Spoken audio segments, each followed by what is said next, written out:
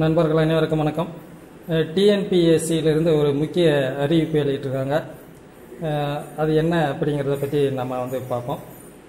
தேர்வாணையத்தால் கடந்த 3/1/2021 அன்று நடத்தப்பட்ட ஒருங்கிணைந்த குடிமை பணிகள் தேர்வு 1 தொகுதி 1இல் அடங்கிய பணிகளுக்கான முதல்நிலை தேர்வு எழுதிய விண்ணப்பதாரர்களில் தங்களது இணையவழி விண்ணப்பத்தில் தமிழ் வழியில் பயின்றுள்ளதாக தெரிவித்துள்ள விண்ணப்பதாரர்கள் மட்டும் தங்கள் தமிழ் வழியில் பயின்ற சான்றிதழ் PSTM சர்டிஃபிகேட் பெறுவதற்கான படிவங்கள் தேர்வாணைய இணையதளத்தில் கீழ்காணும் தரவுகளில் பதிவேற்றம் செய்யப்பட்டுள்ளன கொடுத்துருக்காங்க.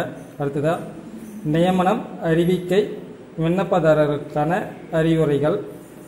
இரண்டாவது, படிவங்கள் மற்றும் பதிவிறக்கங்கள் விண்ணப்பதாரர் தொடர்பான படிவங்கள் தமிழ் வழியில் படித்ததற்கான சான்றிதழ் படிவம் வரிசை எண் 6 கொடுத்துருக்குறாங்க. சரிங்களா?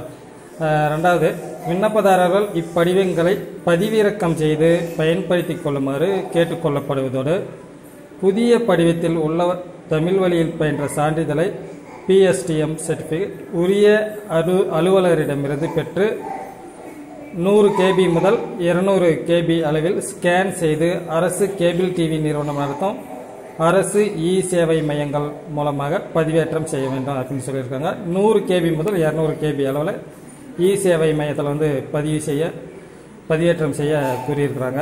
அடுத்ததாக, மேலும் இது தொடர்பாக விண்ணப்பதாரர்களுக்கு கூடுதல் விளக்கம் தேவைப்படும் தேர்வாணையத்தின் 1800419095 என்ற கட்டணமில்லா தொலைபேசி எண்ணிற்கு டோல் ஃப்ரீ நம்பர் அனைத்து வேலை நாட்களிலும் காலை 10 மணி முதல் மாலை 5:45 மணி வரை தொடர்பு கொள்ளுமாறு கேட்டுக்கொள்ளப்படுகிறார்கள்.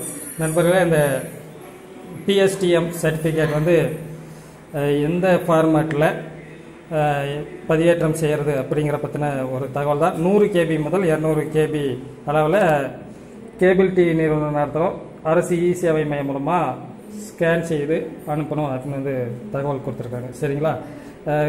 மற்ற அனைத்து தேர்வுகளுக்கும் இந்த மாதிரி தான் இருக்கும் அப்படின்னு நினைக்கிறேன். நன்றி நண்பர்களே. இந்த தகவல் உங்களுக்கு பயனுள்ளதாக இருக்கும் அப்படின்னு நினைக்கிறேன். TNPSC, TRB, TET மற்ற போட்டித் தேர்வுகள் சம்மந்தப்பட்ட தகவல்கள் நம்ம சேனலில் வந்துக்கிட்டே இருக்கும். நம்ம சேனலை இதுவரை நீங்கள் சப்ஸ்கிரைப் பண்ணாதிருந்தால் சப்ஸ்கிரைப் பண்ணிக்கோங்க, லைக் பண்ணுங்கள், ஷேர் பண்ணுங்கள், மற்றவர்களுக்கு பயனுள்ளதாக இருக்கட்டும். நன்றி.